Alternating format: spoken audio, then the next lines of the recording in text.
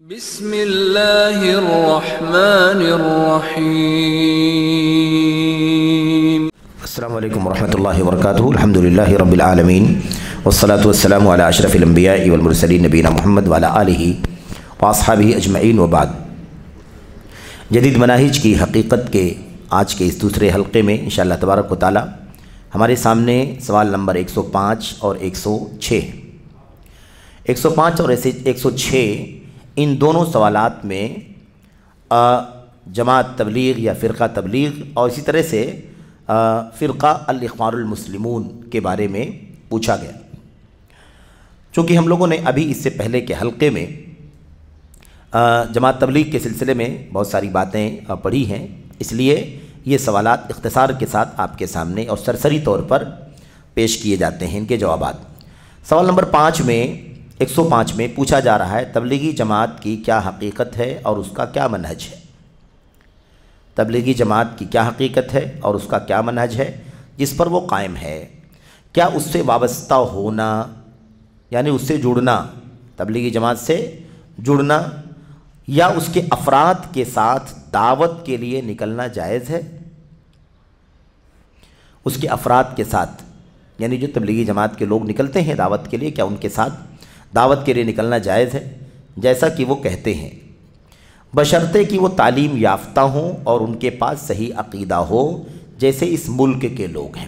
تھوڑا سا سوال کرنے والے نے ایک خاص پہلو کو ذکر کر کے پوچھا ہے کہ کیا ان کے ساتھ نکلنا جائز ہے؟ جیسا کہ یہ لوگ کہتے ہیں کہ نکلو، یہ لوگ کہتے ہیں کہ نکلو، لیکن سوال کرنے والا یہ کہہ رہا ہے کہ ایسے نہیں پوچھنا چاہ رہا ہوں کہ آدمی کے پاس عقیدے کا علم ہی نہیں ہے، عقیدہ جانتا ہی نہیں ہے نا، اور تعلیم نہیں ہے، یوں ہی ایک دم مجرد جاہل ہے، لا علم ہے اور وہ نکل رہا ہے، ایسی بات نہیں ہے۔ اگر نکلنے والا جس کو نکلنے کے لیے یہ لوگ کہہ رہے ہیں، ان کے کہنے پر نکلنے والا اگر تعلیم یافتہ ہے، اس کے پاس علم ہے، تعلیم ہے اور صحیح عقیدہ بھی موجود ہے، تو کیا صحیح عقیدہ اور تعلیم یافتہ ہونے کے ساتھ کوئی آدمی اگر نکلے ان کے کہنے پر تو کیا نکل سکتا ہے یا نہیں نکل سکتا ہے؟ یہ سوال کرنے والے نے سوال کیا ہے۔ اس سوال پر ہی حاشیہ نمبر 1 میں دیکھیں، سوال کی حاشیہ نمبر 1 میں دیکھیں، کہتے ہیں میں تبلیغی فرقے کو بہت دنوں سے جانتا ہوں۔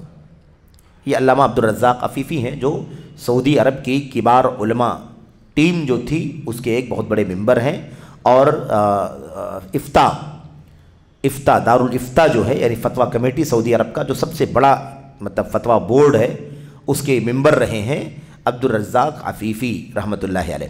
تو یہ کہتے ہیں میں تبلیغی فرقے کو بہت دنوں سے جانتا ہوں، یہ جہاں کہیں ہوں بدعتی ہیں، یعنی بدعت ان کے یہاں موجود ہے، دنیا کی کسی بھی ملک میں ہوں، کیونکہ یہ بات کہاں ہو رہی ہے؟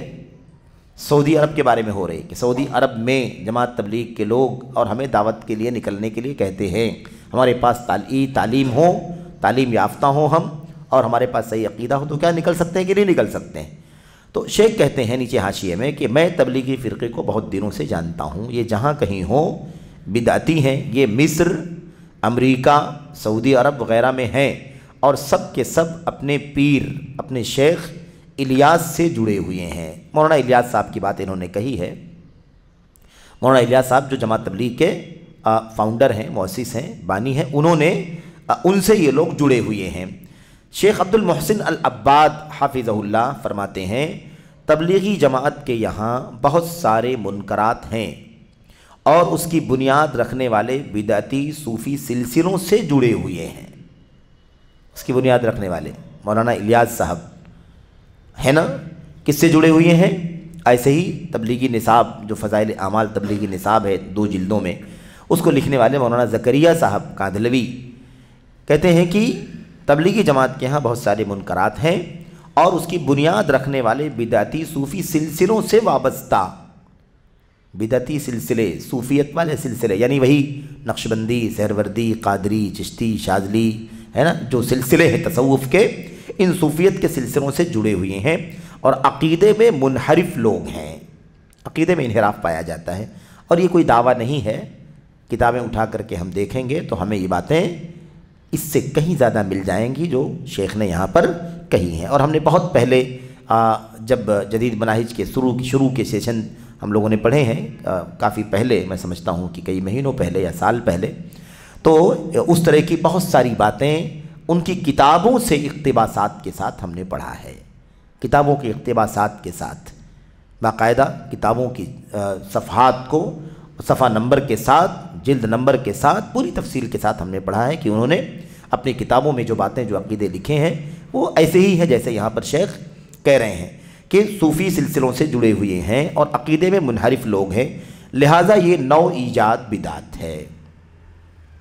صوفیت کے پورے سلسلے، پوری صوفیت، تصوف اور ایسے ہی پورا کا پورا جو سلسلہ ہے، سلسلہ ہائے اربع، 4 سلسلے، چشتیہ، نقشبندیہ، سہروردیہ، قادریہ اور ان سے جڑے ہوئے اور بہت سارے جو سلسلے ہیں، یہ تمام کے تمام ظاہر ہے کہ ان کا دین سے کوئی بھی تعلق نہیں ہے، دین اسلام سے ان کا سرے سے ایک ذرے کے برابر بھی کوئی تعلق نہیں ہے۔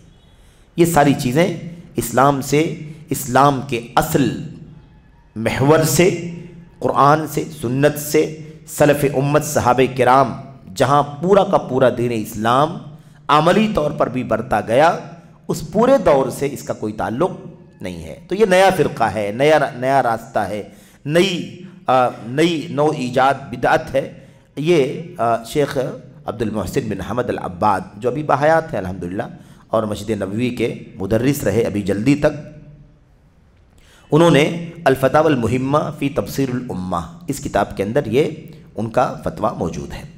اور آگے بات آ رہی ہے اس سوال میں یا اس کے بعد کے سوال میں کہ باقاعدہ جو لوگ جماعت تبلیغ کے ساتھ رہے ہیں، برسوں ان کے ساتھ گزارا ہے، اور پھر ان کی اسی صوفیت کے سلسلے، جو بدعتی صوفی سلسلے ہیں، ان سے جڑے رہنے کی وجہ سے، عقائد کے فساد کی وجہ سے، بے انتہا بدعات اور بے سر و پیر کی باتیں، ایسے ہی ضعیف اور موضوعات اور ایسے قصے واقعات من گھڑت جس کا کوئی مستند نہیں ہے، ایسی چیزوں کو پڑھ کر کے، سن کر کے باقاعدہ انہوں نے تبلیغی جماعت سے علیحدگی اختیار کر لی، الگ ہو گئے، اور اس کے بعد پھر مجبور ہو کر کے حقیقت کو بیان کرنے کے لیے ادائے امانت کے طور پر انہوں نے کتابیں بھی لکھیں۔ وہ کتابیں، ان کتابوں کے نام، ان کے لکھنے والوں کے نام، مصنفین کے، ان تمام چیزوں کو ہم نے اس سے پہلے بھی کسی سیشن میں پہلے پڑھا ہے، وہ باتیں اس سے پہلے آ چکی ہیں شروع میں۔ یہاں پر بھی اس کا تذکرہ اگلے سوال کے جواب میں آئے گا۔ تو یہ سوال پوچھا جا رہا ہے، اور حاشیے میں یہ بات شیخ جمال بن فرحان حارثی رحمۃ اللہ علیہ نے، علامہ عبدالرزاق عفیفی اور ایسے ہی شیخ عبد المحسن بن حمد العباد، ان دونوں کے یہ فتوے بھی نوٹ کیے ہیں۔ جواب شیخ صالح فوزان حافظ اللہ جو جواب دیتے ہیں، اس جواب میں کیا ہے؟ جس جماعت سے وابستہ ہونا، سوال میں کیا تھا؟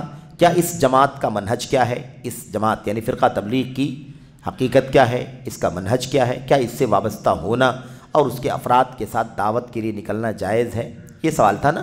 جواب میں کہتے ہیں جس جماعت سے جڑنا، وابستہ ہونا، اس کے ساتھ چلنا اور اس کے ساتھ کام کرنا واجب ہے، وہ جماعت کون ہے؟ اہل السنت والجماعت ہے۔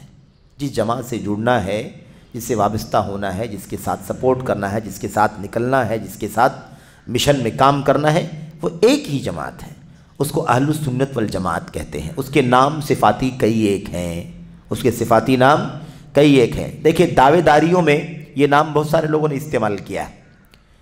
ابھی شیخ کہہ رہے ہیں کہ جس جماعت سے جڑنا واجب ہے وہ جماعت اہل سنت والجماعت ہے، تو اہل سنت والجماعت حلقہ دیوبند کے لوگ بھی اپنے آپ کو اہل سنت والجماعت کہتے ہیں، تبلیغی جماعت کے لوگ بھی اپنے آپ کو اہل سنت والجماعت کہتے ہیں۔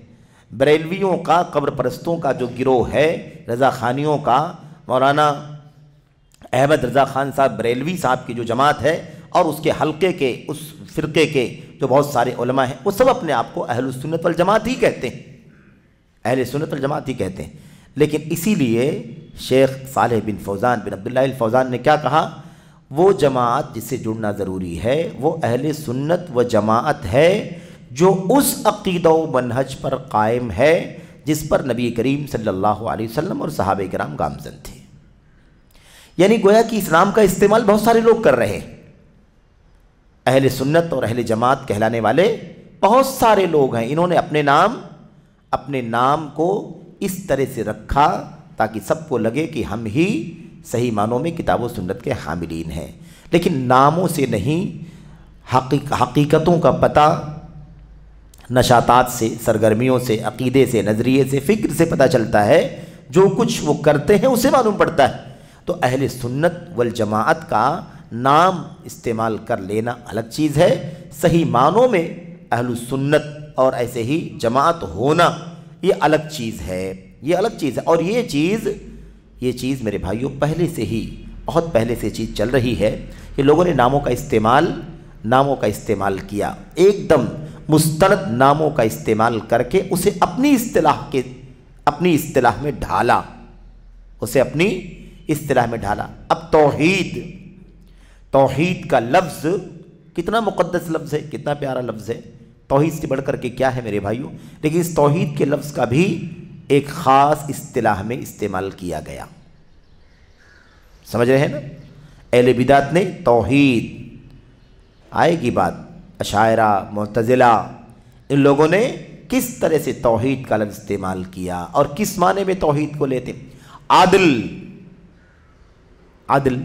انصاف ہم لوگ بھی جانتے ہیں، قرآن و سنت کی تعلیم ہے عدل، لیکن عدل کو کس معنی میں لیتے ہیں ان تفصیلات میں اس وقت جانا نہیں ہے کیونکہ ہم موضوع سے باہر نکل جائیں گے ابھی فی الحال، اس لیے ہمیں یہ بات مکمل کر لینی ہے، انشاءاللہ اس کا تذکرہ آئے گا، اور میں سمجھتا ہوں کہ اس سے پہلے آیا ہے لیکن ہم اسے مستقل موضوع کے طور پر پڑھیں گے تو یہ بات ہمارے سامنے آئے گی کہ باطل فرق جو خاص طور پر اللہ تعالیٰ کے اسماء اور صفات میں انحراف کا شکار ہوئے، گمراہی کا شکار ہوئے، ایسے فرقوں کے یہاں اصطلاحات جو نام ہیں، الفاظ ہیں، وہی الفاظ ہیں جو قرآن کے، سنت کے، اہل سنت کے، صحابہ کے، تابعین کے الفاظ تھے، الفاظ وہی ہیں، لیکن اس لفظ کا معنی اور اس کی اصطلاح الگ استعمال کی گئی۔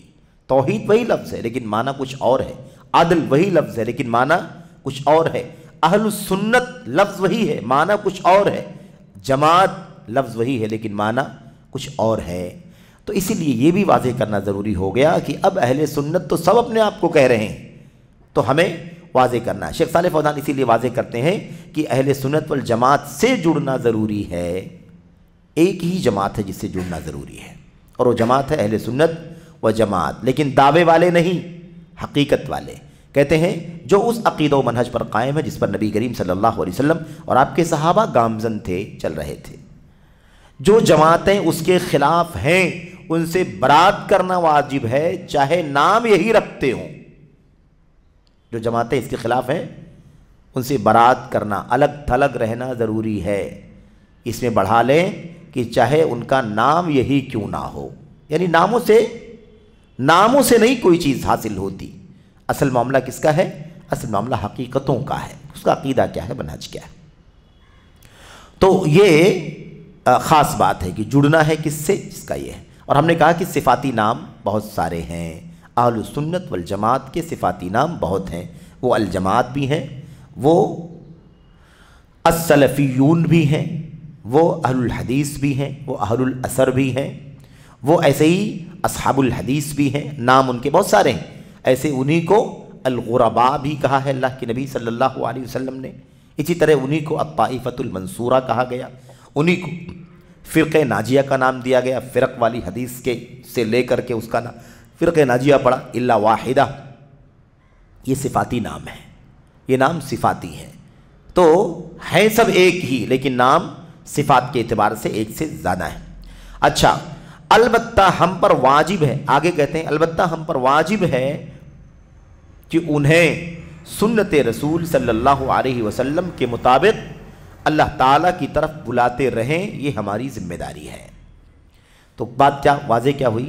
جماعت تبلیغ کی حقیقت کیا ہے، اس کا منہج کیا ہے، اس کے ساتھ وابستہ ہونا کیسا ہے، یہ سوال تھا۔ شیخ کہتے ہیں جس سے جڑنا وابستہ ہونا ضروری ہے وہ ایک ہی جماعت ہے، سچ مچ اہل السنت والجماعت، لیکن وابستہ تو نہیں ہونا کسی سے، لیکن انہیں حق بتانا اور اصلاح کا کام کرنا ضروری ہے، اور یہ بھی اسی کا حصہ ہے، یہ مجلس بھی اسی کا حصہ ہے کہ اس سے ہم یہ جان رہے ہیں کہ جماعت تبلیغ کے عقائد کیا ہیں، تاکہ جماعت تبلیغ کے بھائی اس بات کو اچھی طرح سے بلا عصبیت کے، بلا رجحان کے، بلا میلان کے،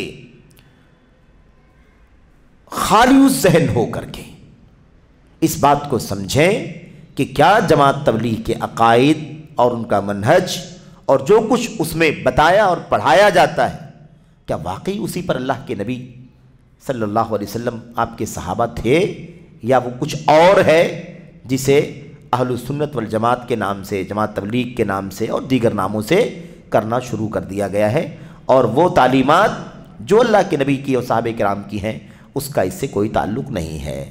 چند باتیں آیات کی ہیں، آیتیں بھی ہیں، حدیثیں بھی ہیں، سلف صالحین کے آثار اور اقوال بھی ہیں، لیکن اسی کے ساتھ ساتھ شرکیات ہیں، بدعات ہیں، خرافات ہیں، ہوائے نفس ہے، بے سروپا باتیں ہیں، جھوٹی سچی روایات ہیں، فرق پڑا ہوا ہے۔ اس لیے یہ ہمیں اچھی طرح سے جاننا چاہیے کہ اپنی حیثیت کے مطابق جہاں تک ہو سکے ان لوگوں کی اصلاح کا کام بھی کرنا چاہیے، ان لوگوں کی اصلاح کا کام بھی کرنا چاہیے۔ اس لیے صاحب کہتے ہیں ہم پر واجب ہے کہ انہیں سنت رسول صلی اللہ علیہ وسلم کے مطابق اللہ کی طرف بلاتے رہیں، یہ ہماری ذمہ داری ہے۔ ہم بتائیں تبلیغی بھائی کو، ہم بتائیں بریلوی کو، ہم بتائیں شیعہ کو، ہم بتائیں خارجی کو، ہم بتائیں رافضی کو، ہم بتائیں عقلانی کو، منکر سنت کو، توہین صحابہ کرنے والے کو وغیرہ، سب کو ہم کیا کریں؟ سب کو ہم اپنی طاقت بھر اصلاح کا کام کریں اور اس کو حقیقت سے آگاہ کریں کہ بھئی آپ کا موقف منہج کتاب و سنت کے خلاف ہے۔ رہا یہ کہ ہم ان سے وابستہ ہوں، یعنی رہا یہ مسئلہ کہ ہم ان سے جڑ جائیں، شیخ کہتے ہیں ان کے ساتھ جماعتوں میں نکلیں، ان کی ترتیب اور ایجنڈے پر چلیں، یعنی یہ جو مسئلے ہیں کہ ان کے ساتھ جانا، جڑنا اور ان کے ساتھ نکلنا، یہ جہاں تک مسئلہ ہے، باوجود کہ ہمیں معلوم ہے کہ وہ صحیح طریقے پر نہیں ہیں، تو یہ جائز نہیں ہے۔ جڑ کیسے سکتے ہیں؟ جڑ کیسے سکتے ہیں؟ سوال کے اندر ایک نکتہ تھا جس کا تذکرہ یہاں پر اس جواب کے اخیر میں کرنا چاہتا ہوں۔ سوال میں یہ کہا گیا تھا تبلیغی جماعت اس کی حقیقت، اس کا منہج کیا ہے، اسے جڑنے کا کیا حکم ہے۔ سوال کرنے والے نے یہ بھی کہا تھا بشرطے کہ وہ تعلیم یافتہ ہو اور ان کے پاس صحیح عقیدہ ہو۔ دونوں میں تضاد ہے، دونوں باتوں میں تضاد ہے، بشرطے کہ وہ صحیح عقیدہ ہوں۔ اگر صحیح العقیدہ ہے تو مسئلہ ہی کچھ بھی نہیں۔ سوال کرنے والے کے پاس جو معلومات تھی اس کی روشنی میں یہ بات وہ کر رہا ہے، یا پھر یہ کہنا چاہ رہا ہے کہ ہم نکلنے والوں کا عقیدہ صحیح ہو۔ اگر نکلنے والوں کا عقیدہ صحیح ہو تو ان کے ساتھ آپ جن کا عقیدہ صحیح نہیں ہے دعوت کا کام کیسے کر سکتے ہیں؟ آپ توحید کی دعوت دیں گے، وہ غیر اللہ سے علم غیب کی دعوت دے گا، غیر اللہ کے پاس بھی علم غیب ہے، اللہ کے نبی کے پاس بھی علم غیب ہے۔ وہ شرک کی دعوت دے گا، وہ بدعات کی دعوت دے گا، آپ صحیح عقیدے والے ہیں، آپ توحید کی سنت کی دعوت دیں گے، تو دونوں ساتھ میں دعوت کا کام کریں گے کیسے؟ اس لیے یہ تضاد ہے۔ خواہ ان کے بارے میں کہا جا رہا تو بھی تضاد ہے، کیونکہ وہ جماعت تبلیغ کا جو عقیدہ ہے وہ پورے طور پر کہاں ہے؟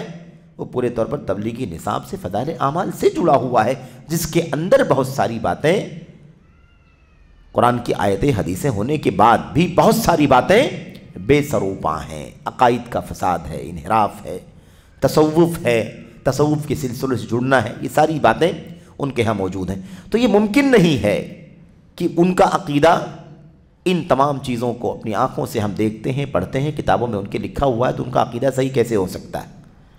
اور اگر جانے والا، نکلنے والا یہ کہتا ہے کہ اگر ہم نکلنا چاہتے ہیں، ہمارا عقیدہ صحیح ہے، تو ایک صحیح عقیدے والا ایک انحراف والے کے ساتھ دعوت کا کام کیسے کر سکتا ہے؟ دونوں نکلیں گے تو بیان کیا کریں گے؟ وہ توحید بیان کرے گا، وہ اس کے مخالف باتیں کرے گا، کیسے دعوت کا کام ہو سکے گا؟ تو یہ بات یاد رہے۔ اس لیے اس طرح کے جتنے نعرے ہیں اتحاد کے نام پر، اس سارے کے سارے نعرے تطبیق، عملی تطبیق سے دور ہیں، صرف یعنی زبانی باتیں ہیں، کیونکہ کبھی نہیں ہو سکتا کہ ایک شخص شرکی عقیدہ رکھتا ہے، ایک شخص توحید پرست ہے، دونوں ایک ساتھ میں دعوت کا کام کیسے کر سکتے ہیں؟ دونوں ایک ساتھ میں دعوت کا کام کیسے کر سکتے ہیں؟ اور سوال یہ ہے کہ دونوں دائی کیسے ہو سکتے ہیں؟ صحیح عقیدے والا دائی ہے، باطل عقیدے والا دائی نہیں بن سکتا، اسے مدعو رہنا ہے۔ اس صحیح عقیدے والے کا سب سے پہلا مدعو کون ہے؟ جس کے ساتھ وہ نکلنے کی بات کر رہا ہے، اس کے ساتھ نکلنا نہیں ہے، اسی کو صحیح عقیدے کی دعوت دینا ہے، تو وہ داعی نہیں ہو سکتا بلکہ اسے مدعو بنا کر کے چلنا ہے۔ اس لیے دونوں میں خلط ملط نہیں کیا جا سکتا، دونوں باتیں الگ الگ ہیں، ایسا نہیں ممکن ہے، دونوں ایک ساتھ میں دعوت کا کام نہیں کر سکتے۔ بہت سارے لوگوں نے بہت زیادہ قربت پیدا کرنے کے نام پر اور بہت زیادہ آپس میں اتحاد اتفاق اس نام پر اس طرح کی باتیں کہی ہیں کہ ہم سب ایک پلیٹ فارم پر اکٹھا ہو کر کے سب اپنی اپنی دعوت دیں گے، کیوں اختلاف کریں، ہم بھی انہی کے ساتھ جائیں، دعوت کا کام کریں، ان کو بھی اپنے ساتھ لے کر کے دعوت کے کام میں شامل کر لیں۔ یہ ساری چیزیں ایسی ہیں جو کسی بھی صورت میں ممکن نہیں ہیں، کسی بھی صورت میں ممکن نہیں ہے۔ حق اور باطل کو گڈمڈ کرنے والی بات ہے، وَلَا تَلْبِسُوا الْحَقَّ بِالْبَاطِلِ، حق کو باطل کے ساتھ مکس مت کرو۔ وہ تو آپ توحید بیان کریں گے، وہ شرک بیان کرے گا، سننے والا کیا سمجھے گا؟ تلبیس کا شکار ہوگا کہ نہیں؟ شبہات لفظ یہ پیدا ہوگا، یہ چیز نہیں ہونی چاہیے، ایسا ممکن نہیں ہے۔ اچھا، کہہ رہے ہیں کہ رہا یہ کہ سب معلوم ہے ہمیں کہ وہ صحیح طریقے پر نہیں ہے، تو ان کے ساتھ ہمارا نکلنا جانا چلنا یہ جائز نہیں ہے، کیونکہ ایسا کرنا اہل سنت و جماعت کے علاوہ جماعت سے ولایت و محبت رکھنا ہے۔ الگ ہی بات شیخ صالح فوزان بتا رہے ہیں، یہ تو اپنے آپ میں ایک الگ مسئلہ ہے کہ کیسے دونوں ایک ساتھ میں دعوت دیں گے، کیسے نکلیں گے، لیکن یہ کہتے ہیں کہ ایک شخص کو سامنے والے کے باطل عقائد کا پتہ ہے اور اس کے ساتھ اگر وہ نکلتا ہے تو ایک ایسے سے ولایت اور محبت رکھتا ہے جو ولایت اور محبت کا حقدار نہیں، کیونکہ ولایت بینہ کس کے درمیان ہوتی ہے؟ ولایت اہل ایمان سے، صحیح عقیدے سے، سنت سے ولایت محبت ہوتی ہے۔ ہمیں پتہ ہے عقیدہ باطل ہے، عقیدہ شرکیہ ہے، تو ایسی صورت میں اس کے ساتھ اٹھنا بیٹھنا چلنا پھرنا دراصل ایک ولایت اور محبت کا پیغام دیتا ہے، اور ایسا کرنا درست نہیں ہے۔ اور بہت اہم بات ہے، کیا ہم نہیں دیکھتے اس بات کو کہ ہم ایک اسٹیج پر ایک پلیٹ فارم پر دو الگ الگ عقیدے والوں کو اکٹھا ہوتے ہوئے دیکھ کر تعجب کرتے ہیں کہ نہیں تعجب کرتے ہیں؟ فلاں کی اسٹیج پر فلاں کیسے، فلاں کی اسٹیج پر فلاں کیسے، اس کے ساتھ فلاں کیسے ہے، اس کے ساتھ فلاں کیسے، اس لیے کہ دونوں کے عقیدے الگ الگ ہیں۔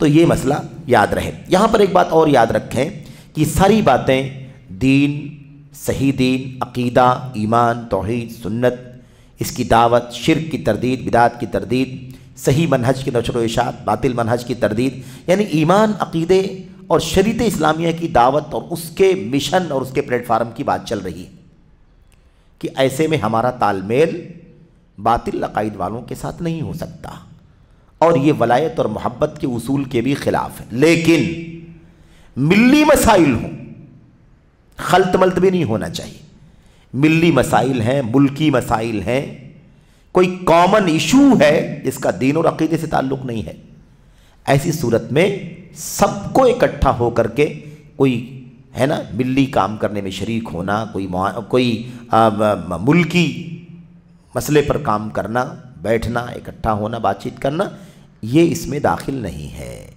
یہ اس میں شامل نہیں ہے، سمجھ رہے ہیں نا؟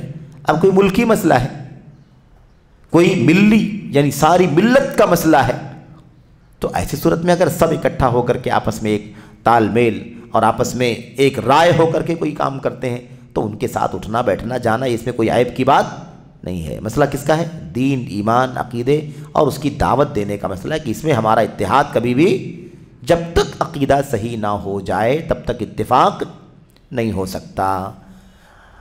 وَبَدَا بَيْنَنَا وَبَيْنَكُمُ الْعَدَاوَةُ وَالْبَغْضَاءُ أَبَدًا حَتَّى تُؤْمِنُوا بِاللَّهِ وَحْدَهُ۔ تو بہرحال خلاصہ کلام یہ ہے کہ شرک، بدعت، خرافات اور ان کے مقابلے میں توحید، ایمان، سنت، دونوں میں کھلا کھلا بیر ہے۔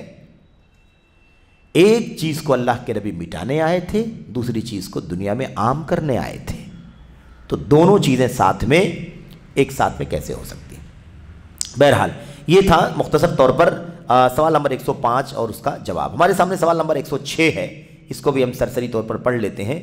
سوال نمبر 106 میں پوچھا جا رہا ہے ہمارے ملک میں بالخصوص اور مسلم ممالک میں بالعموم، یعنی ہمارے ملک یعنی سعودی عرب، سوال سعودی عرب میں ہو رہا ہے کہہ رہے ہیں ہمارے ملک میں خصوصیت کے ساتھ اور تمام مسلم ممالک میں عموم کے ساتھ تبلیغی جماعت اور الاخوان المسلمون جیسی جماعتوں کے وجود کا کیا حکم ہے؟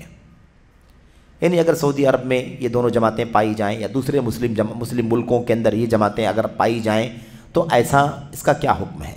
کیا ان کو رہنا چاہیے، نہیں رہنا چاہیے، ہے نا؟ اس کا کیا فائدہ ہے، کیا نقصان ہے وغیرہ، یہ سوال۔ جواب میں شیخ صالح فوزان کہتے ہیں ہمارا ملک الحمدللہ ایک جماعت ہے۔ ہمارا پورا ملک کیا ہے؟ ایک جماعت ہے۔ قرآن، سنت، صحابہ کرام، سلف صالحین کا طریقہ، اسی پر ملک قائم ہوا ہے، اسی پر ملک کے حاکم ہیں، بادشاہ ہیں، عمراء ہیں، وزراء ہیں، اسی پر علماء ہیں، اور اسی پر پورا ملک چل رہا ہے۔ سارے مدرسے، سارے ادارے، ساری مسجدیں، سارے ادارے، سارے دارالافتاء، سارے شعبے، ساری دعوتیں، ساری منسٹریاں اسی کے ساتھ کام کر رہی ہیں۔ کوئی الگ نہ فرقہ ہے، نہ کوئی الگ دھڑا ہے، نہ کوئی جماعت، آپ کو کچھ بھی نہیں ملے گا۔ ہندوستان میں مسلم تنظیمیں، پڑوسی ملکوں میں مسلم تنظیمیں، سعودی عرب میں کیا ہے؟ کوئی مسلم تنظیم کے نام ہی نہیں، تنظیمیں کہاں سے؟ پورا ملک ایک جماعت ہے، قرآن، سنت اور صحابہ کرام کے، سلف صالحین کے منہج پر چلنا، وہی ان کا اصول ہے۔ اسی لیے اس طرح کا کوئی فرقہ آپ کو وہاں پر دکھائی نہیں دے گا۔ لوگوں کے عقائد میں انحراف اور منہج میں، فکر میں انحراف آیا ہے، یہ تو ہے ہی، لیکن ملک، اپنے ملک کے پیمانے پر حاکم وقت اور علماء وہاں کے، ان کی طرف سے ہرگز کوئی فرقہ، کوئی جماعت، کوئی دھڑا موجود نہیں ہے۔ ہمارا ملک الحمدللہ ایک جماعت ہے، اس کے تمام افراد اور تمام شہر و دیہات کے لوگ کتاب و سنت کے منہج پر قائم ہیں، یہ شہادت ہے۔ دنیا میں روئے زمین پر اس وقت کوئی ایسا ملک نہیں ہے۔ آپس میں ایک دوسرے سے ولایت و محبت رکھتے ہیں، آپس میں ایک دوسرے سے ولایت و محبت، فرقہ واریت نہیں ہے نا، تو محبت ہے آپس میں۔ رہی یہ درآمد جماعتیں، درآمد جو باہر سے اندر آئی ہیں، ہے نہیں یہاں کی تبلیغی جماعت، سعودی عرب کی نہیں ہے، اخوان المسلمون سعودی عرب کا نہیں، لیکن یہ جو باہر سے اندر آئی ہیں تو واجب یہ ہے کہ ہم انہیں قبول نہ کریں، واجب یہ ہے کہ قبول نہ کریں۔ بار بار یہ بات آتی ہے۔ شیخ ربیع بن ہادی المدخلی، عمیر المدخلی حافظہ اللہ نے کتاب لکھی نا، رسالہ، کیا؟ جماعت واحدۃ لا جماعت، جماعت واحدۃ جماعت لا جماعت، ایک ہی جماعت ہے، جماعتیں نہیں ہیں۔ وصراط واحد لا عشرات، اور ایک ہی راستہ ہے، دسیوں راستے نہیں ہیں، ایک ہی جماعت ہے۔ اسی لیے اسی جماعت، وہی جماعت ہے ملک کے اندر، اس لیے اندر، باہر سے اندر آنے والی یہ نئی نئی جماعتیں واجب یہ ہے کہ ہم انہیں قبول نہ کریں، کیونکہ یہ ہمیں منحرف کرنا، یہ جماعتیں ہمیں منحرف بنانا یا ٹکڑوں میں بانٹنا چاہتی ہے۔ ابھی سعودی عرب کے اندر کچھ ٹکڑا نہیں ہے نا، سعودی عرب کے اندر کوئی الگ الگ فرقہ نہیں ہے، مطلب لوگوں کے اندر عملاً بہت کچھ بگاڑ آیا ہے، لیکن ملک کے اندر کوئی جماعت بنی ہو ایسی کچھ بھی نہیں ہے۔ کہتے ہیں ٹکڑوں میں بانٹنا چاہتی ہیں، یہ تبلیغی ہے، یہ اخوانی ہے، یہ فلاں ہے، یہ فلاں ہے۔ آج جیسے ہمارے وطن کے اندر کیا ہے، مسلمان ہیں لیکن کس جماعت سے تعلق ہے، کس جماعت سے تعلق ہے؟ میں فلاں سے بلانگ کرتا ہوں، وہ کہیں میں فلاں سے بلانگ کرتا ہوں، میرا فلاں سے تعلق ہے، میں فلاں خیالات کا ہوں، میں فلاں خیالات کا ہوں، فلاں مسلک کا ہوں، فلاں فرقے کا ہوں۔ تو سعودی عرب، شیخ صالح فوزان کہتے ہیں، یہ ایسا ہی ماحول ہمارے ملک میں پیدا کرنا چاہتی ہیں یہ جماعتیں۔ کون سی؟ جماعت تبلیغ، الاخوان المسلمون، شیعہ، روافظ، ہے نا، یہ سارے چاہتے ہیں کہ اس ملک کے اندر بھی ٹکڑے ہو جائیں۔ ابھی کچھ نہیں ہے، لیکن وہ چاہتے ہیں کہ یہاں بھی ایسا ہی ہو کہ وہ کہے میں تبلیغی ہوں، دوسرا کہے کہ نہیں میں اخوانی ہوں، تیسرا کہے کہ میں فلاں نظریے کا ہوں، چوتھا کہے میں فلاں کا ہوں۔ ایسا ہی یہ اس ملک میں کرنا چاہتے ہیں۔ آخر یہ فرقہ بندی کیوں؟ یہ تو اللہ کی نعمت کی ناشکری ہے۔ شیخ صالح فوزان کہہ رہے ہیں پورا ملک ایک عقیدے پر ہے، یہ فرقہ بندی کیوں کرنا چاہتے ہو؟ اللہ کی ناشکری ہے۔ اللہ فرماتا وَاذْكُرُوا نِعْمَتَ اللَّهِ عَلَيْكُمْ إِذْ كُنْتُمْ أَعْدَاءً فَأَلَّفَ بَيْنَ قُلُوبِكُمْ فَأَصْبَحْتُمْ بِنِعْمَتِهِ إِخْوَانًا۔ اللہ تعالیٰ کی اس وقت کی نعمت کو یاد کرو جب تم ایک دوسرے کے دشمن تھے تو اس نے تمہارے دلوں میں الفت ڈال دی، تم اس کی مہربانی سے بھائی بھائی ہو گئے۔ دیکھا آپ نے، سب کے سب اللہ تعالیٰ کی مہربانی سے بھائی بھائی ہو گئے، ایک عقیدے، ایک منہج، ایک راستے پر چلنے کی وجہ سے کوئی نفرت نہیں کہیں بھی۔ آدمی پوری سعودیہ میں کہیں بھی گھومے، نہ مسجدوں میں بंटवारा, نہ मदरसों में बंटवारा, نہ दावती काम में कोई इंतशार, कुछ भी नहीं. सारा मुल्क एक इमाम के साथ मुत्तहिद है, एक अकीदे के साथ. हम एक जमात हैं, आपस में मुत्तहिद हैं, अपने मामले में दलील पर कायम. ये बात ख़ास याद रहे, पूरा मुल्क एक फ़िक्र का है, लेकिन वो फ़िक्र बातिल फ़िक्र वाला मुल्क नहीं है. वो फ़िक्र किस पर कायम है? दलील पर कायम है. कोई भी कह सकता है कि ठीक है पूरा मुल्क एक जमात है, एक हाकिम है, सब एक हैं, लेकिन पूरा का पूरा मुल्क ही और हाकिम और महकूम समेत सब बातिल पर हैं, तो ऐसा भी कोई दावा नहीं कर सकता. क्यों? साफ कहते हैं हम एक जमात है, आपस में मुत्तहिद है, अपने मामले में दलील पर कायम है. कुरान सुन्नत सलफ का रास्ता, उस पर हम कायम है, इसलिए उसी मनहज पर हम चल रहे हैं. तो भला बेहतर को एक अदना चीज़ से क्यों तब्दील करें? हम सबसे बेस्ट वन हैं, तो क्यों ये फ़िरका वो फ़िरका हम क्यों इसमें तब्दील हो जाएं? हमें अल्लाह ने जिस इत्तिहाद व उल्फत और सही रास्ते से नवाजा है, उससे तनाजुल करके ऐसी टोलियों से क्यों वाबस्ता हों जो हमें फ़िरक़ों में बांट दें, हमारा इत्तिहाद पारा पारा कर दें और हमारे दरमियान दुश्मनी के बीज बो दें. ये किसी तरह जायज़ नहीं है. अब वहाँ तो पूरा मुल्क एक है, इसलिए ये बात इस तरह से कही जा रही है, लेकिन इसका मतलब ये नहीं है कि पूरी दुनिया में जहाँ उसी मनहज किताब सुन्नत और सलफ़ वाले पर चलने वाले हों तो उनको भी यही सोचना चाहिए. उनको भी यही सोचना, हमारे पास इतना अच्छा खालिस मनहज है तो हमें इधर उधर दाएं बाएं हाथ पैर बढ़ाने की ज़रूरत क्या है? हम क्यों ना अपने उस उसूल पर कायम रहें? पूरा मुल्क नहीं है तो क्या हुआ, जहाँ है हक़ पर है, इसलिए हमें फ़िरक़ों में जाने की ज़रूरत नहीं है.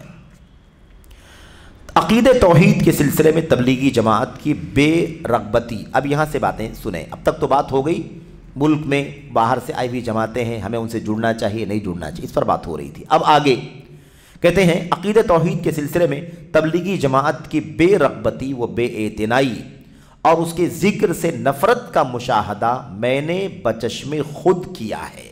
अल्लाह अकबर. शेख सालेह फौज़ान ये बात कह रहे हैं कि अपनी आँखों से मैंने देखा है तबलीगी जमात अक़ीदे तौहीद के सिलसिले में बेरग़बती करती है. यानी अक़ीदे तौहीद के मसले में उनको कोई दिलचस्पी नहीं है, कोई शौक़ ही नहीं है. अक़ीदे तौहीद जमात तबलीग के लोग चाहते ही नहीं हैं, उसे फ़िरार अख्तियार करते हैं, उसे भागते हैं, दूरी अख्तियार करते हैं. क्या है वो? कहते हैं इस नफ़रत का मुशाहदा मैंने बचश्मे खुद किया है. ये उस वक्त की बात है जब मैंने रियाज़ की किसी मस्जिद में तौहीद के उन्वान पर ख़िताब किया. तौहीद के उन्वान पर शेख सालेह फौज़ान का ख़िताब हुआ रियाज़ की किसी जामे मस्जिद में. ये तबलीगी जमात के लोग वहाँ इकट्ठा थे उस मस्जिद में. मस्जिदों में आते हैं जाते हैं, उनके एक्टिविटीज़ सरगर्मियाँ चलती हैं. तबलीगी जमात के लोग वहाँ इकट्ठा थे तो मेरा ख़िताब सुनकर मस्जिद से निकल गए. शेख सालेह फौज़ान आ गए, अक़ीदे तौहीद पर दस्त देने लगे. लोग मेरा ख़िताब सुनकर मस्जिद से निकल गए. इसी तरह मुझ जैसे दीगर बाज़ मशाइख ने भी उसी मस्जिद में तौहीद के उन्वान पर ख़िताब किया, तब भी वो मस्जिद से बाहर निकल गए. हालांकि उसी मस्जिद में उन्होंने क़याम भी कर रखा था, लेकिन जब तौहीद की दावत सुना तो मस्जिद से निकल गए. जबकि वो मस्जिद में इकट्ठा होने की दावत देते हैं, लेकिन महज तौहीद की दावत सुनकर मस्जिद से भाग खड़े हुए. अक़ीदे तौहीद नहीं चाहिए. आप सोचते होंगे कि यार ऐसा कैसे हो सकता है, क्यों ऐसा? समझ रहे हैं?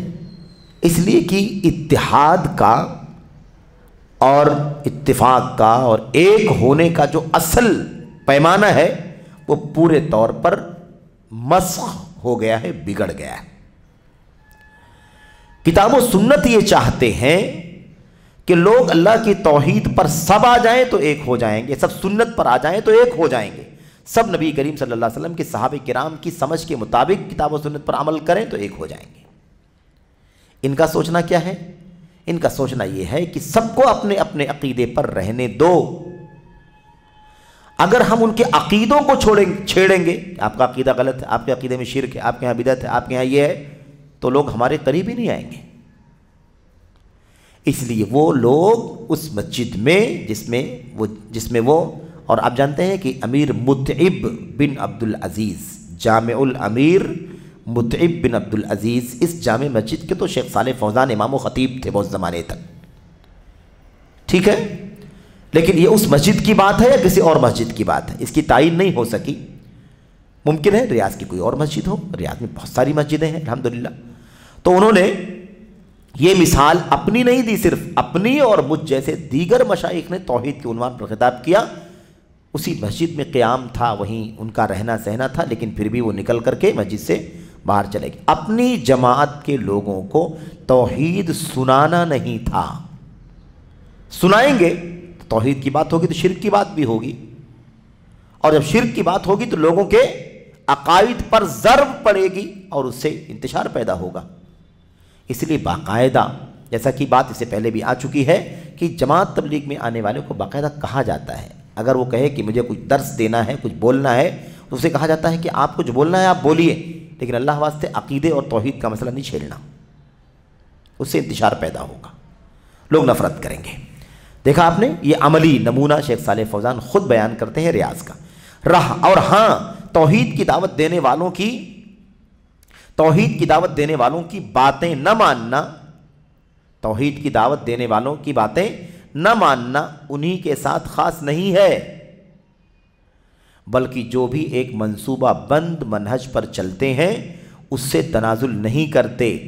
اگر وہ جہالت و لا علمی کے سبب اس معاملے میں پڑ گئے ہوتے تب تو ان کا صحیح منہج کی طرف رجوع کرنا ممکن تھا، لیکن چونکہ اس معاملے میں وہ ایک منصوبے کے تحت آئے ہیں اور وہ ان کا ایک طے شدہ منہج ہے جس پر وہ زمانہ قدیم سے قائم ہیں اور اسی پر چل رہے ہیں، بنابری یعنی اسی وجہ سے ان کا اپنے منہج سے ٹلنا ممکن نہیں ہے، کیونکہ اگر وہ اپنے منہج سے ہٹ جائیں گے تو ان کی جماعت ہی بکھر جائے گی اور وہ یہ نہیں چاہتے۔ بات سمجھ میں آ گئی کہ نہیں آ گئی؟ شیخ صالح فوزان کی بات کا خلاصہ کیا ہے؟ اگر ان کو یہ پتہ، اگر ان کے سامنے توحید کی بات کی جائے، توحید بتائی جائے اور ان کے عقیدے میں بگاڑ ہو تو توحید کی باتیں سن کر کے اپنی اصلاح کر لیں گے۔ وہ قرآن ہے، سنت ہے، دلائل ہے، تو ہر آدمی کیا کرے گا؟ اپنی عقیدے کی اصلاح کر لے گا۔ لیکن شیخ کہتے ہیں کہ مسئلہ یہ نہیں ہے کہ وہ جاہل ہیں، عقیدہ جانتے نہیں ہیں اور عقیدے توحید کو بتایا جائے گا تو مان لیں گے۔ ایسا ہوتا تو واقعی وہ توحید کی بات سنتے اور مان لیتے، لیکن مسئلہ ہے کہ ان کا ایک ہدف ہے۔ اگر توحید کی بات سناؤ گے، شرک کی تردید ہوگی، باطل پر کلام کیا جائے گا، تب تو پوری جماعت ہی بکھر جائے گی۔ آج تو ہم آتے ہیں اس دکان سے، اس جگہ سے، اس آفس سے، فلاں سے، بہت سارے لوگوں کو اکٹھا کر کے ہم جماعت لے کر کے باہر نکل جاتے ہیں، لیکن اگر ان کو یہ سنا دیا جائے عقید توحید اور شرک کی رد، شرک کی تردید اگر ان کے سامنے کر دی جائے تو سارے لوگ کیا ہو جائیں گے؟ بکھر جائیں گے، اور وہ نہیں چاہتے کہ ان کی جماعت بکھر جائے۔ تو جو آدمی اسی ہدف کے ساتھ آیا ہے کہ مجھے اپنے عقیدے سے ہٹنا نہیں ہے، اور عقیدہ تو دور کی بات ہے، اعمال پر بھی بات نہیں ہوتی، صرف اور صرف اعمال کے فضائل پر بات ہوتی ہے، اعمال کے فضائل پر بات ہوتی ہے، اعمال پر بھی نہیں، کیا حلال ہے کیا حرام ہے۔ 25 سال 30 سال 40 سال 50 سال تک بھی جماعت تبلیغ میں رہنے والے کسی بھائی سے آپ ملاقات کریں اور آپ کہیں کہ بھائی آپ ذرا مجھے بتاؤ کہ زکوٰۃ کا نصاب کیا ہے، کتنا مال ہو، کتنا سونا چاندی غلہ اناج یا مویشی، تو ہمیں زکوٰۃ کتنی نکالنی پڑے گی؟ وہ کہے گا مجھے اس کا جواب نہیں معلوم۔ آپ کہیں گے آپ تو 30-40 سال سے جماعت تبلیغ میں ہیں تو آپ کو اتنی معلومات نہیں ہے، تو مسئلہ یہ ہے کہ وہ کہے گا کہ ہمیں کبھی بتایا ہی نہیں گیا، کیونکہ ان کے یہاں اس پورے نصاب میں خالی فضائل بتائے جاتے ہیں نا، مسائل نہیں بتائے جاتے، مسائل بھی نہیں بتائے جاتے۔ کیوں؟ کہتے مسائل میں پڑھنا آپ کا کام نہیں ہے، آپ مسائل میں پڑھیں گے تو آپ کا ذہن الجھ جائے گا، بس چلو نکلو۔ اس طرح سے یہ ان کا مشن ہے، اس لیے وہ نہیں چاہتے کہ ان کی جماعت بکھر جائے، ان کی جماعت میں انتشار پیدا ہو جائے، اس لیے وہ مسجدوں سے فوراً توحید کی بات ہوئی، عقیدے کی بات ہوئی، شرک کی تردید ہوئی تو رکیں گے نہیں، فوراً باہر۔ کس کے لیے بیٹھیں گے؟ وہ فضائل اعمال پڑھی جائے تو بیٹھیں گے۔ اور آج کل اور بھی کچھ کتابیں پڑھی جاتی ہیں، مثال کے طور پر ریاض الصالحین وہاں پر پڑھی جاتی ہے، ایسے ہی منتخب احادیث کے نام سے آج کل حدیثوں کا کوئی ذخیرہ ہے، مجموعہ، اس کو پڑھا جاتا ہے۔ اس طرح سے ان کے یہاں یہ چیزیں پڑھی جاتی ہیں، یعنی یہی کل محدود علم جس کو کہا جاتا ہے کہ اہل علم کے سامنے بیٹھ کر کے قرآن کا علم، سنت کا علم، حدیث کا علم، حلال و حرام کا علم، فقہ کا علم، مسائل کا علم، عقیدے کا علم، یہ چیز ان کے یہاں سرے سے نہیں پائی جاتی ہے۔ سیکھنے والے، سکھانے والے عام طور پر سب ان پڑھ لوگ، یعنی غیر علماء ہوتے ہیں، علماء بھی نہیں ہوتے، ان کے اپنے علماء بھی نہیں ہوتے۔ یہ اور بات ہے کہ ان کے ہاں بھی عقائد کے مسائل میں کافی مسائل ہیں، کافی انحرافات ہیں، لیکن ان میں بھی علماء نہیں ہوتے۔ ایسے ہی کہتے ہیں کہ اگر اس جماعت کی آخری بات ہے، اس جماعت کی نقاب کشائی کے سلسلے میں آخری کتاب جو شائع ہوئی ہے، یعنی اس جماعت کے عقائد کو بیان کرنے کے لیے آخری کتاب جو شائع ہوئی ہے، جس میں ان کی باتیں اور ان کے ساتھ رہنے کے بعد انہیں چھوڑ کر الگ ہونے والوں کی تنقیدیں وغیرہ جمع کی گئی ہیں، یعنی کتاب جو آخری لکھی گئی ہے جس میں ان کے عقائد، ان کے نظریات اور جو لوگ ان کے ساتھ میں تھے بعد میں چھوڑا ہے، الگ ہوئے ہیں، ان کے بیانات بھی نوٹ کیے گئے ہیں۔ وہ آخری کتاب کس کی ہے؟ وہ شیخ حمود بن عبداللہ تویجری کی ہے۔ حمود بن عبداللہ تویجری رحمہ اللہ وفات پا گئے۔ شیخ حمود بن عبداللہ تویجری کی جامع ترین کتاب ہے۔ جامع ترین کتاب کون سی ہے؟ القول البلیغ فی التحذیر من جماعت التبلیغ۔ القول البلیغ فی التحذیر من جماعت التبلیغ، جماعت تبلیغ سے چوکن نہ کرنے کے لیے ایک بہت ہی ٹھوس اور بلیغ بات، اس میں ساری تفصیلات ذکر کر دی گئی ہیں۔ شیخ کہتے ہیں کیونکہ اس کتاب نے اس موضوع پر کوئی بات نہیں چھوڑی ہے، ساری باتیں، اس لیے کہ یہ کتاب بہت بعد میں آئی ہے، لہذا اس نے پیشتر کہی گئی تمام باتوں کو اپنے اندر سمیٹ لیا ہے، یعنی پہلے جو باتیں لوگوں نے لکھی تھی، بتائی تھی، اس کتاب میں شامل ہیں۔ بنا بری ان کے بارے میں کوئی اشکال باقی نہیں رہ جاتا ہے۔ جماعت تبلیغ کے عقائد اور ان کے منہج کے انحراف کے بارے میں کوئی ڈاؤٹ نہیں ہے، کوئی اشکال نہیں، لیکن افسوس، اللہ کی پناہ، فتنہ جب آتا ہے تو آنکھوں کو اندھا کر دیتا ہے۔ فتنہ جب آتا ہے تو آنکھوں کو اندھا کر دیتا ہے، ورنہ یہ کیوں کر ممکن ہے کہ ایک انسان جو توحید پر زندگی بسر کرے، توحید پڑھے اور اسے عقید توحید کی معرفت ہو، پھر وہ ان لوگوں سے دھوکہ کھا جائے؟ ایسا کیسے ہو سکتا ہے؟ یعنی شیخ کہنا چاہتے ہیں کہ تبلیغی جماعت تو باہر کی ہے، ہندوستان سے نکلی ہے کہ نہیں؟ اور سعودی عرب جو توحید پر، سنت پر قائم ہے، یہاں توحید، سعودی عرب میں رہنے والا یہاں کا باشندہ جو توحید و سنت ہی سیکھتا رہتا ہے، یہ کیسے تبلیغی جماعت میں جا کر کے اپنے عقیدے کو اور اپنی سنت کو اور اپنے منہج کو بگاڑ سکتا ہے؟ کیسے ہو سکتا ہے؟ ایسا ممکن نہیں ہے۔ لیکن یہ کیسے ہوتا ہے؟ جب فتنہ آتا ہے تو آنکھوں کو اندھا کر دیتا ہے، اور یہ آپ جانتے ہیں، ورنہ ایسا ممکن نہیں ہے زندگی پر توحید پڑھے، توحید سیکھے، توحید کی دعوت دے اور وہ بھی تبلیغ جماعت کے ساتھ گھومنا شروع کر دے۔ ایسا کیسے ہو سکتا ہے؟ یہ ممکن نہیں ہے۔ بھلا کیسے وہ ان کے ساتھ نکلتا ہے؟ بھلا وہ توحید سمجھنے والا، پڑھنے والا تبلیغی جماعت کے گروہ کے ساتھ کیسے نکلتا ہے؟ حاشیے میں پھر عبدالرزاق عفیفی صاحب کا ایک فتویٰ نوٹ کیا گیا ہے، یہ لوگ کتاب و سنت کی دعوت نہیں دیتے ہیں بلکہ اپنے شیخ الیاس کی طرف بلاتے ہیں۔ یعنی جو کچھ انہوں نے لکھا ہے، جو کچھ بتایا ہے نا، جو نصاب، جو سسٹم تبلیغی جماعت کا، اسی کی طرف بلاتے ہیں۔ کیسے ان کی طرف بلاتا ہے؟ کیسے ان کا دفاع کرتا ہے؟ شیخ صالح فوزان یہ پوچھ رہے ہیں اور مطلب یعنی جھجھوڑ رہے ہیں کہ آخر ایک توحید پر زندگی بسر کرنے والا، توحید پڑھنے والا، جس کو توحید کا علم ہے، وہ کیسے ان کے ساتھ نکل سکتا ہے؟ اور آگے کیا فرمایا؟ کیسے ان کی طرف بلاتا ہے۔ اور آخری جملہ ذرا غور سے پڑھنا، اور کیسے ان کا دفاع کرتا ہے۔ تبلیغ جماعت کا دفاع کرنے والے جانتے ہو کون لوگ ہیں؟ بہت سارے لوگ ہیں، ہمارے ڈاکٹر صاحب بھی ہیں، آپ کو پتہ ہے کہ نہیں پتہ ہے؟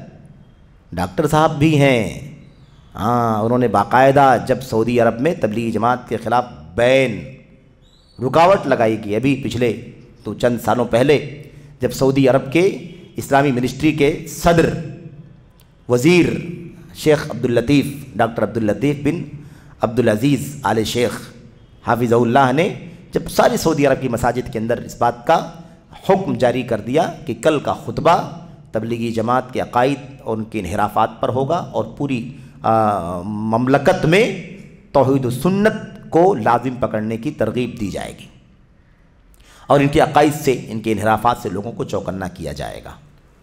और तबलीगी जमात अब सऊदी अरब के अंदर दाखिल नहीं हो सकती, अपनी सरगर्मियाँ यहाँ नहीं चला सकती वगैरह।